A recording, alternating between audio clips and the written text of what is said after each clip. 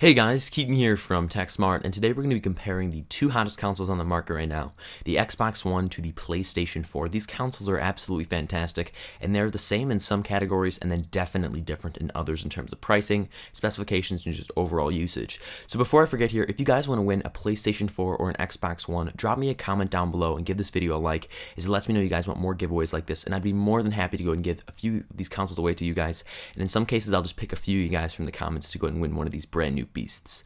Without further ado, let's go and get started to see which one is best for your dollar. So up first here is hardware, so let's go ahead and get the specifications out of the way because these actually do matter and kind of judge how the performance is with both consoles. So the Xbox One and PlayStation 4 both feature 8-core AMD Jaguar CPUs paired with the Radeon 7000 GPUs, so pretty good stuff there.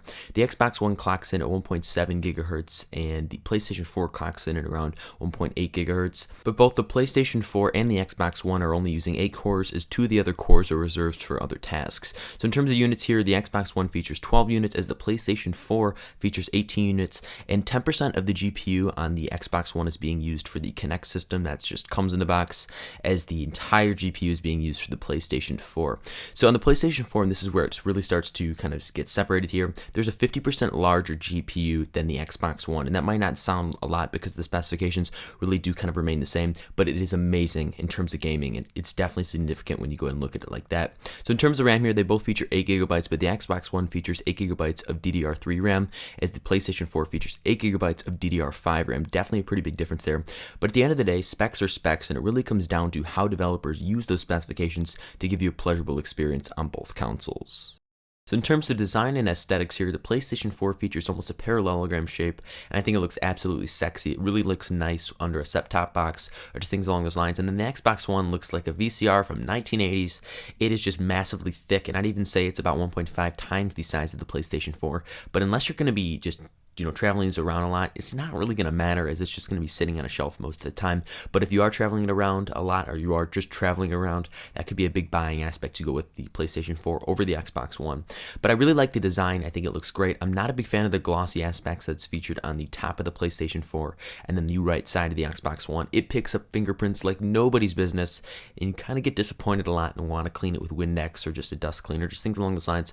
But I think both of the designs here, it is just fantastic. And again, it's going to be sitting on a shelf most of its life, so I think it does that justice pretty well. So in terms of accessories on the PlayStation 4, we have our literature, which includes a free trial to PlayStation Plus. We have our one earbud microphone with a 3.5mm jack, so that's kind of cool. You can use other headphones. We have the DualShock 4 controller, which feels super comfy in the hands, an HDMI cable, and I'm so stoked they included that. I love when companies do that. And then we have our power cord, and I love that the power brick is incorporated within the console itself, unlike the Xbox One. And then we have our micro USB charging cord, which will allow you to recharge your DualShock 4 controller. So just taking a quick closer look at the controller, and we'll go and compare them a little bit later. We have the touchpad on there, we have the buttons, and then we have the meshy thumbsticks, and I love how it's very ergonomic and it keeps your thumbs there like we saw on the Xbox 360. Moving on to the accessories on the Xbox 360, we have our literature, the Kinect 2.0, which just is absolutely massive. We have our HDMI cord. Again, I love when they include that. We have our power cord, which plugs into the power brick, which is just bigger than the controller itself. We have the new controller, and we'll take a look at that a little bit later. Then we have the headset with kind of a weird type of plug on there, and we'll go and take a look at that as well. So just taking a quick look at the controller here, the thumbsticks are a lot different this year. They got this rigid type of sharp texture on there that almost keep your fingers on the controller at all times. It's very hard to get them off there when pressing down. We have a new type of D-pad, and the buttons just feel absolutely fantastic. So in terms of software on the PlayStation 4, there's not really much of a name for it, but I would just classify it as minimalist. I like how everything's presented to you right then and there. The center is where your apps are. You have your games such as Hulu, Vudu, NBA, Crackle, things along those lines. You can go ahead and install tons of them. You have live from PlayStation 4, a few games. I'm playing Battlefield and Call of Duty Ghosts right now, and we'll check gameplay out in a little bit from that. Then you have your live from PlayStation. You can actually watch people live streaming their content. That's one of the big things in the PlayStation 4, and I just really like how everything's presented. It's clean, it's not too over the top, but it's not too blended into where you don't even know what you're watching. And overall, I felt with the PlayStation 4 software, I could navigate it at my own pace. I know you pretty much can, but it's not too over the top. It's just that perfect amount for what I like. But then again, I am a minimalist, and I just really enjoyed the software on the PlayStation 4. So on the other side of the coin here, we have Microsoft's Xbox One, which is running Windows 8 based software. So I really do like Windows 8 on this console. I'm not a big PC guy. Yes, I have one for gaming and editing. Yes, I do PC game a little bit, but that's another tangent there. But I like the minimalist icons on each. I like how it's very nice and organized. It's very easy to access, and some other consoles out on the market right now have all their content cluttered on one home screen and you have to try to go ahead and navigate it. But I think with Windows on this console, it looks nice. It's very appealing to the eye. The colors are not too exuberant, but they aren't too like faded out and grainy. They're just that right balance. And some of the new features on the Xbox One is the fact that you can go ahead and snap, which snap is allowing you to have two screens on there. It's kind of a simple kind of concept, but I do like how you can do that. So I could go ahead and watch Netflix or play a game and have Internet Explorer up there watching a YouTube video. And I just think it works very well, and it's actually quite dead on right there, and it just actually does what it's advertised to do. So that's always a big thing for me. And what Microsoft's really trying to push this year is the whole Kinect thing. So once you go and plug that in, you can go and say Xbox Watch TV or Xbox Bing or Xbox Go To settings, things along those lines. And I do like that a lot, although it can be a bit unresponsive at times, but it's just something new that we've seen in the market, and hopefully with a few software updates down the line, this thing will be absolutely seamless. But overall, I do like the software on the Xbox One. So up next here is controllers, definitely one of the biggest aspects to any type of gaming console, or pretty much anything, mainly because this is what you're going to be using to kind of own your friends and just show them how good you are at said game. So the thumbsticks on the PlayStation 4, they're definitely different this year. They have a ridge to them, almost a bit Xbox 360-like, and I like that because they keep your fingers on there, but they are not uncomfortable, and they just make your gaming feel a lot better when using the thumbsticks. As the Xbox One features a kind of indented thumbstick with rigid edges on the kind of circumference of it, and the problem I have with that is I push down on my thumbsticks and like to push them out when I'm gaming, and it can become uncomfortable and actually make your thumb kind of raw and kind of hurt. But in terms of buttons here, they're all the exact same. We have the same as we do see on the Xbox 360 in terms of the Xbox One controller. They're pretty tactile, and the same on the PlayStation 4. The D-pad on the Xbox One controller is a little bit different, and it's actually more tactile. And then remaining on the PlayStation 4 controller, we have our touchpad, which there's not much for it right now, but hopefully in the future we see it. We have our option and share keys, and that's definitely some of the new features we see in the PlayStation 4. We have our PlayStation button, which will take you back to the home screen at any time. And then towards the bottom, we have our 3.5mm headphone jack to go ahead and plug in mic. And I do like that it does support other earbuds that don't have mics on them.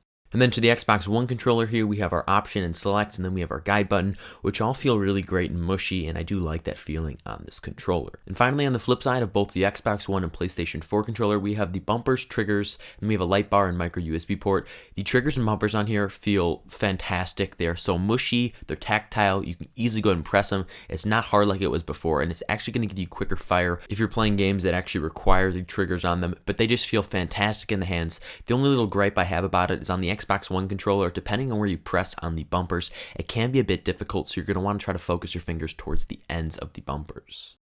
So up next here is Kinect. It does ship with the Xbox One standard. That's probably one of the big features I like about this, and the fact that it is included, and I can understand why there's an extra $100 to it, but the camera quality in here is pretty decent. It does just go right up on your Xbox One, and they actually give you some literature and how to go ahead and place it. But I'd say Kinect is pretty cool. It does integrate within the Xbox One pretty nicely. You can just see me here and some of the quality that the Xbox One's Kinect really does tout. You can use a microphone with it, and just some of the gestures that you can actually do with it.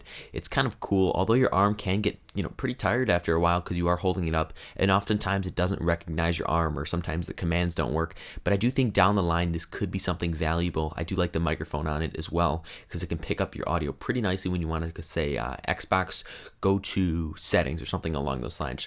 So I like the whole scroll aspect and how you could just make a fist as long as your hand is recognized within the Kinect sensor, and you can just go ahead and swipe back and forth. It's pretty convenient. Definitely, it's a technology that we'll be seeing hopefully soon in gaming consoles. But to be honest, I don't really care too much about the Kinect.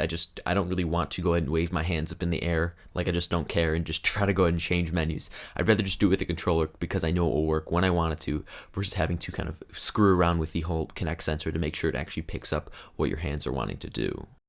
So additionally, one of the more proprietary features to the Xbox One, and I can kind of understand why it's so thick, is the fact that it can actually take your cable box's signal and project it on there and just allow you to have a nice Xbox experience over it and pretty much just give you these seamless capabilities that you don't pretty much currently get on your cable box unless you're just from the future and are rocking some cool stuff. So I pretty much hooked up my cable box to this. It kind of took longer than I expected because some TV models that you need to go ahead and set up aren't supported, and therefore I had to go get another TV, etc. But I thought it was pretty nice. You can see the Xbox One guide right now, and I like how all the channels are laid out there. There's a brief description, a quick thumbnail for it. I just found it pretty nice. I mean, the quality is great. One thing I did notice is if the channel is not HD, it will kind of fragment it off and kind of put black bars to the side on it. But other than that, the quality was fine. It was exactly how I'd see it on my TV. And overall, I just thought the kind of TV functionality was something I didn't personally want at first. But after I started getting used to it and the features that it had, I found that it was incorporating into my life pretty nicely, and I think I'd be using it a lot more. So overall, if you are a big TV watcher and really want to go ahead and get a console, I think the Xbox is definitely a no-brainer. So furthermore, one of the biggest components of any type of gaming console is how the games actually look and how they perform. So today I'll be demoing Call of Duty Ghosts and Battlefield 4 for both the PlayStation 4 and the Xbox One. And just a quickie note here, Call of Duty Ghosts for the Xbox One is actually being streamed in 720p HD. I didn't make it like that. It's just how the game is written and how the Xbox actually plays it. But then Battlefield 4 is actually in 1080p, and then Call of Duty Ghosts on the PlayStation 4, followed by Battlefield 4 on the PlayStation 4, is in 1080p. It's just a wacky thing, and hopefully this is just a one-time thing, as if some games are being streamed in 720p for one console and then 1080p for another console, it could kind of mean you want the other console to get the maximum performance. So up first here is Call of Duty Ghosts on the PlayStation 4, and just a quickie note here for both games on both consoles, this gameplay is being used for educational purposes, but back to the gameplay here, I just think it looks absolutely fantastic on the PlayStation 4. It's one of those things you have to experience in person to actually see it. Now in terms of my abilities here, I know I'm not the best at Call of Duty, but that's okay. I'm better at racing games like Forza, but it's only on the Xbox One. Hopefully one day it'll come back, but I think the gameplay looks pretty sharp on here. On my TV it looked crystal clear, and I could see everything vividly, and colors just looked absolutely surreal. So switching over to the Xbox One for Call of Duty Ghosts, I still think the quality looks pretty damn good. It's very hard to portray it on a video like this. You'd actually have to be watching it or seeing it on a TV itself, and if you're doing that, you'll definitely be able to notice the quality difference. But for most games, they're both being shot at 1080p, and I think that's the way to go. I don't know why they kind of did 720p for the Xbox One and 1080p for the PlayStation 4. All that aside, I still think it looks pretty sharp, and the gameplay really wasn't affected. I didn't get killed more often because of the quality or anything like that. So overall, I thought the quality on the Xbox One was top notch.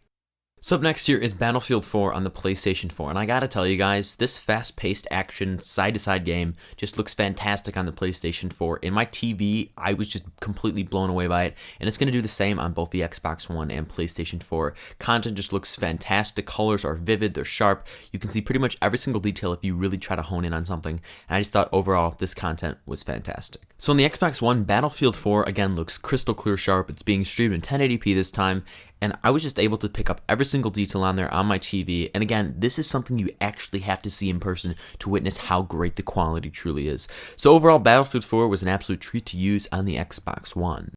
So overall, if I had to recommend the PlayStation 4, I most definitely would. Starting with the DualShock 4 controller, it feels extremely comfortable in your hands. I love how there's a speaker on there that allows you to get immersed within your content, and that's something I'm a big fan of. I love the 3.5mm headphone jack input. You can put more comfortable headphones in there, not just headsets, which is fantastic. Graphical performance on here is amazing. Having a 50% larger GPU really does make a difference, and just whenever you are gaming at any time, you will notice how clear and crisp each graphic is. And I'm definitely a big fan of the minimalist software. I think it looks great. It's not too undersaturated, but it's not too oversaturated. It's that perfect balance, and I love the design of it. I love how the power brick is implemented in it, and the best part about it is this console starts at $399. That's $100 less than the Xbox One. So if I had to recommend the Xbox One, I definitely would. Starting with the controller, I love how it feels. I love how mushy the triggers are. It really gives a nice gaming feel when playing anything that really requires the triggers. The thumbsticks are a lot more tactile, although they can hurt. The Kinect comes with it. That's easily worth it for me. I'm not a big Kinect guy, but the fact that it comes with it, it kind of starts to justify the extra $100, as this does start at $499. I love how it looks. I love the features you can do when you want to actually do it, such as the quick notifications you can do, how you can just go ahead and push forward with your hand, and it will allow you to click on something.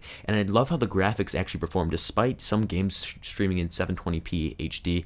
I think it still looks great on a TV. It looks fantastic. It looks great on a desk or under a set-top box, and being able to add it to cable, that's easily just worth it, because I'm not a big TV guy.